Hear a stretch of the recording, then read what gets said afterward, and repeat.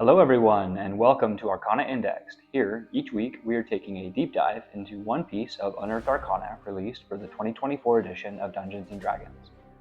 Usually a subclass, but sometimes spells or new classes. Today, we are talking about one of my all-time favorite concepts. Unfortunately, in the 2014 version of 5th edition, this subclass was one of the biggest disappointments. To be fair, that could be one of a few different subclasses, but since you probably already saw the thumbnail, you know we're talking about the Arcane Archer. Now, when the Arcane Archer was originally released in Xanthar's Guide to Everything, there were two main complaints. First, and most obviously, you only got 2 uses of the Arcane Shot ability per short rest, and it just never felt like you had enough uses. And when you were out of uses, it felt like you didn't have a subclass. Second, there was really only 1 or 2 of the options that were any good. So while it said that you had a lot of choices, it really didn't feel like it. So in the Arcane Subclasses playtest document, they have made a few updates. Let's see how they did. Starting at level 3, we get Arcane Lore. This says you learn magical theory and secrets of nature, granting you the following benefits. Cantrip. You know either the Druid Craft or Prestidigitation cantrip. Intelligence is your spellcasting ability for it. Skills. You gain proficiency in the Arcana and Nature skills. If you already have one of these proficiencies, you instead gain proficiency in a different skill of your choice, or with 2 other skills if you have both. In the 2014 version, you only got either Arcana or Nature, and if you already had these skills, you didn't get anything. So I do like that it doesn't punish you for choosing one or both of these skills at character creation. This is a ribbon feature, but it's one of the better ones. Prestidigitation is a great cantrip, and Arcana is one of the skills that I always like to have somewhere in my party. Also at level 3, we get our bread and butter feature, Arcane Shot. This is a huge feature, so we're going to take it a piece at a time. First up, we get Arcane Shot Options. This says you learn 2 Arcane Shot options of your choice from the Arcane Shot Options section later in the subclass's description. You learn an additional Arcane Shot option of your choice when you reach fighter levels 7, 10, 15, and 18. Each time you learn a new Arcane Shot option, you can also replace one option you know with a different one. So we're going to be able to get a total of 6 Arcane Shots. Let's look at how all of them work, and then we'll go over the different options. Once per turn, when you make a ranged attack using a weapon with the ammunition property, you can apply one of your Arcane Shot options to that attack. You decide to use the option when you hit a creature and deal damage to it, unless the option doesn't involve an attack roll.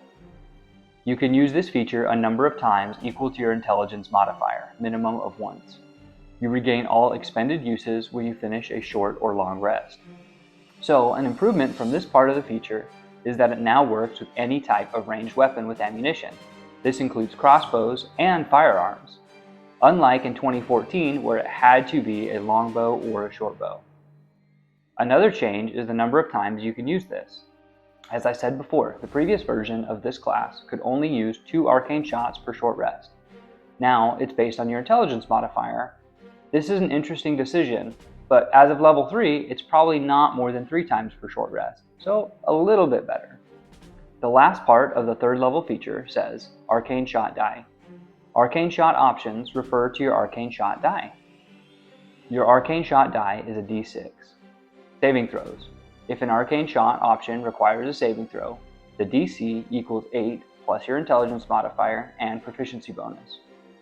At higher levels, your Arcane Shot die changes when you reach certain fighter levels.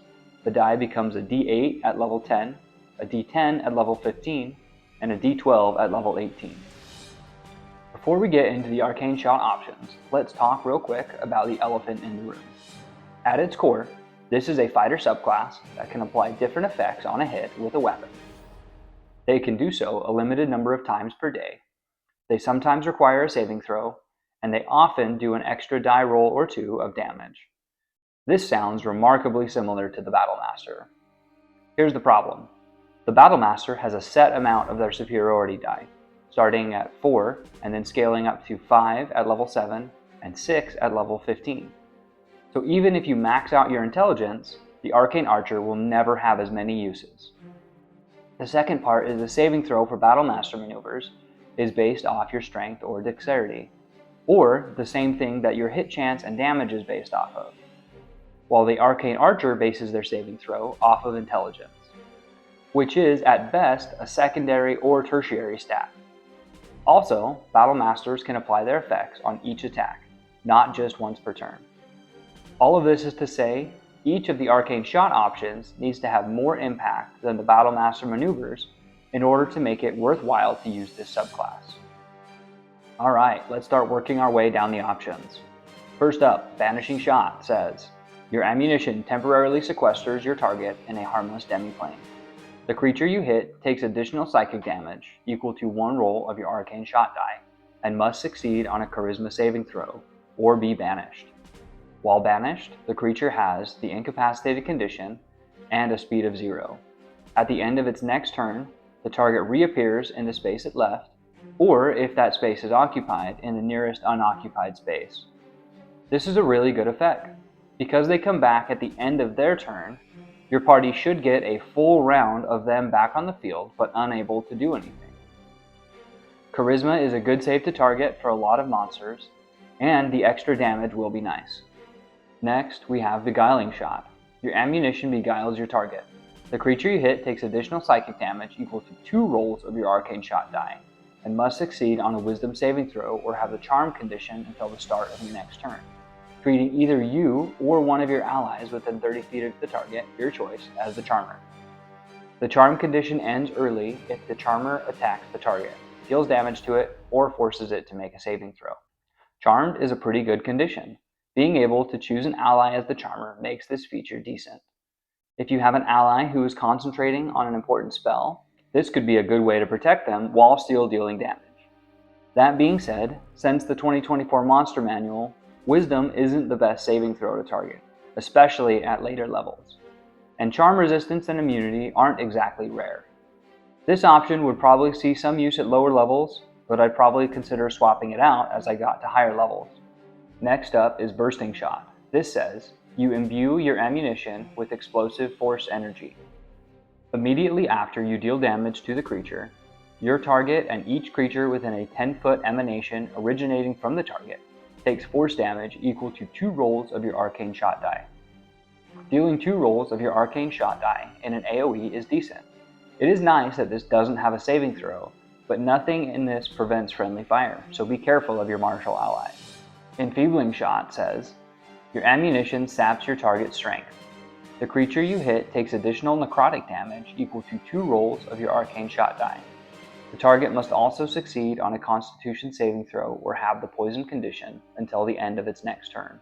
Whenever a target poisoned in this way hits with an attack roll, it subtracts an amount equal to 1 roll of your Arcane Shot die from the total damage of the attack.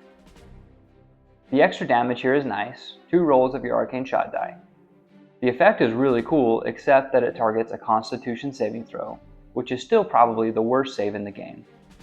And the effect is tied to the poison condition, which is the most resisted condition in the game. So I'd probably pass on this one for most characters.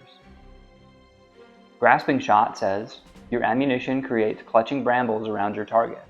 The creature you hit takes additional slashing damage equal to 1 roll of your Arcane Shot die, and must succeed on a strength saving throw or have the restrained condition for 1 minute or until you use this option again. The target or a creature within reach of it can take an action to make a strength check against your Arcane Shot DC, removing the brambles and ending the restrained condition on the target on a successful check. This is essentially the Ranger spell Ensnaring Strike without concentration. It's good. This was probably the best option in the 2014 rules, and it's better. No notes. Take this option. The next option is Piercing Shot. You give your ammunition an ethereal quality. When you use this option, you don't make an attack roll. Instead, the ammunition shoots forward in a 30-foot line that is 1 foot wide, originating from you, then vanishes. The line ignores cover as the ammunition phases through solid objects. Each creature in the line must make a dexterity saving throw. On a failed save, a creature takes damage as if it were hit, plus additional piercing damage equal to 2 rolls of your Arcane Shot die. On a successful save, a creature takes half as much damage. This is a decent option. The damage is a little bit low unless you are doing things to augment your damage, like taking the Great Weapon Master feat or having a magic weapon. It's also good against creatures that have a good armor class, but maybe not as good of a dexterity saving throw. Being able to avoid cover is really interesting as well. It's situational, so if you already have some go-to options, this isn't a bad thing to take as well. Seeking Shot is also a little bit different than most of these options. It says, your ammunition can seek out a target. When you use this option, you don't make an attack roll for the attack. Instead, choose one creature you have seen in the last minute.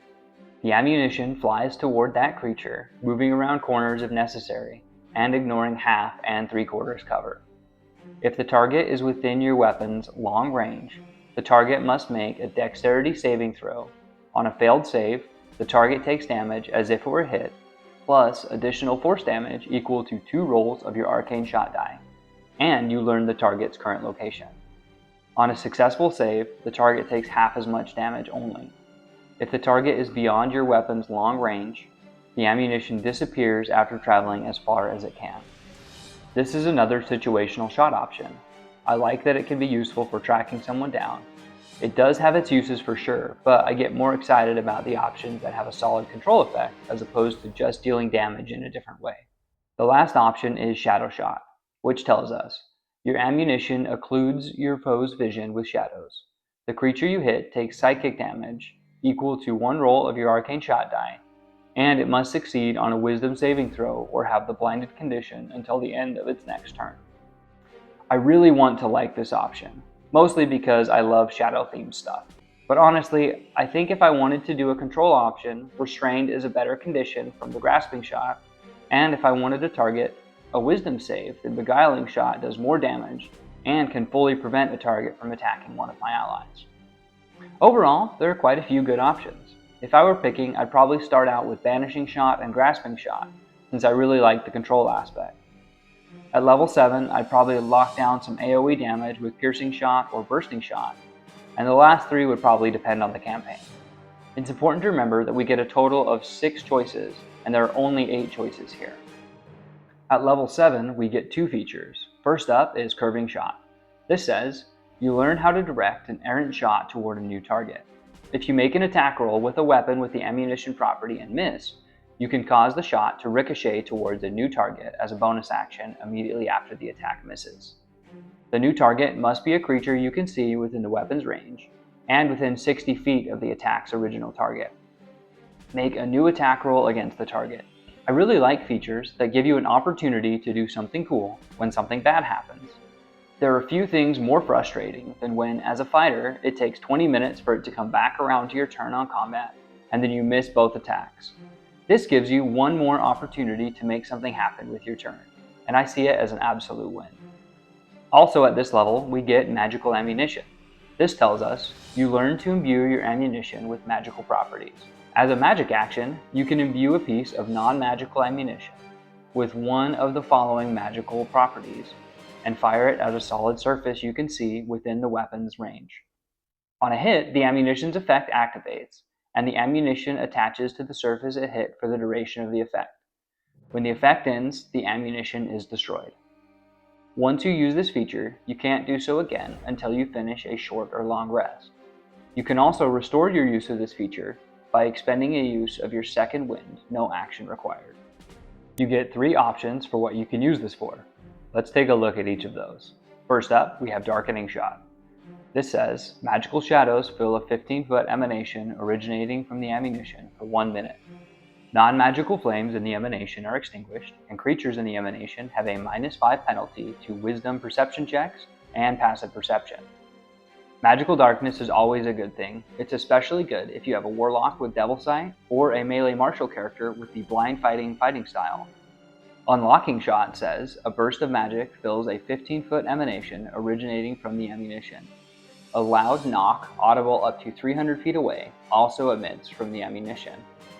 Any object in the emanation that is held shut by a mundane lock or that is stuck or barred becomes unlocked, unstuck, or unbarred. If the object has multiple locks, only one of them is unlocked.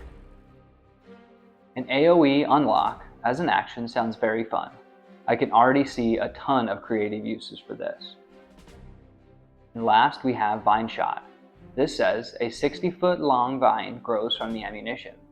You and other creatures can then climb in. The vine withers away after 10 minutes. This sounds super cool. However, since we are in a party, let's look at what some of our other party members might be doing. If you have a wizard, sorcerer, warlock, or bard, they have all been casting fly for the last 2 levels. Several subclasses just have a fly speed at this point. So does any dragonborn or Aasimar. Rangers just get a climb speed at this level, and thief rogues have had a climb speed ever since 3rd level. So it's a good feature, but it is kind of already outclassed before you even get it. But it's incredibly flavorful. Overall, this is a good feature, and in certain parties, these will absolutely come up. I understand why they didn't give them a resource pool, but I still wish using it more than once didn't take your second wind uses. Especially as a ranged character, using your second wind to do a tactical shift might be really important, and I wish I could do both. At level 10, we get Ever Ready Shot. This says when you roll initiative, you can regain an expended use of your Arcane Shot. I'm glad this isn't a feature that says when you have no uses left, you regain 2, like some classes with class-specific resources. So as far as features like this go, this is one of the better ones. Much like we talked about in the Defiled Sorcery video, this feature is another one that can be abused by a bag of rats. If whenever a player was down 2 or more uses of Arcane Shot, they could try to roll initiative in a combat with a mostly harmless creature to regain another use of Arcane Shot. Then after that combat finishes, they could rinse and repeat. This is probably not actually super broken since you never really get a lot of uses of Arcane Shot. It's for sure not as broken as the effect you could cause with the Defiler Sorcerer. At level 15, we get Arcane Burst, which says you can push creatures away from you with your Arcane Mastery. When you use Indomitable, each creature of your choice in a 10-foot emanation originating from you must succeed on a strength saving throw against your Arcane Shot DC, or be pushed up to 20 feet straight away from you. Up to this point, I think we were doing really good, but I'm confused with both the thematics and the power level of this one. In 2014, this might have actually been a decent feature. A lot of monsters would inflict a saving throw after hitting with an attack. For example, the 2014 Direwolf, after hitting with a pounce attack, inflicted a DC 13 strength saving throw, and if you failed, it knocked you prone. In this case, using Indomitable to succeed the saving throw and push the Direwolf back 20 feet would have been really good. However, the 2024 Direwolf doesn't require a saving throw, they just knock you prone when they hit with their attack, meaning you wouldn't have the opportunity to use Indomitable or Arcane Burst. This is just one example, but the point stands.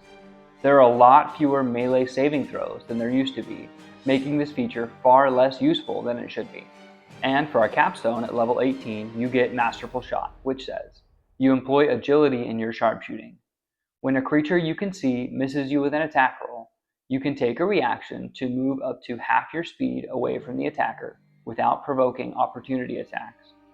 You can then make a ranged attack roll against the attacker as part of this reaction, if the attacker is within the weapon's range. This is a pretty decent feature. A reaction attack is always good, but it's certainly not breaking anything in your game. I don't know about a lot of your games, but I feel like at level 18, unless you are really building for defense, not a lot of monsters are missing you. Most monsters at this level are rocking a plus 15 to plus 19 to hit. And as a ranged character, you probably don't have the highest armor class. Overall, the class features are interesting, but the Arcane Shot Options are really doing the heavy lifting for this subclass. The scaling of your Arcane Shot die is one of the few things that actually make this subclass scale into the late game. The late game features, I'm talking about Arcane Burst and Masterful Shot, are just not as amazing as I'd like them to be.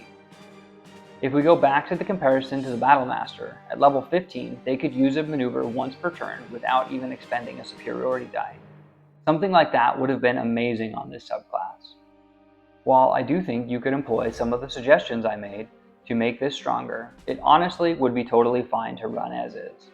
After playing Baldur's Gate 3 for so long, part of me would love to play this subclass while dual-wielding hand crossbows, making a flurry of attacks and creating incredible control effects. I do like the image of the longbow-wielding Arcane Archer as well. However, if you are interested in optimization, that could present some problems. To really optimize range damage with a longbow in the 2024 rules, you need to take the Great Weapon Master feat. The problem that I'm sure you are already seeing with this is how mad, that's multiple ability score dependent, this character already is. For this character, you need to have a high dexterity, since that is what your hit and damage rolls scale off of. You also need a high intelligence because that is your save DC and the number of arcane shots you can use. In order to take Great Weapon Master, you have to have a strength of 13 to even get in the door, meaning you already need 3 relatively high ability scores, none of which are Constitution.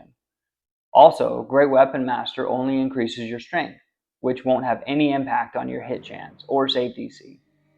All of this isn't to say that you can't use a longbow. It's your game.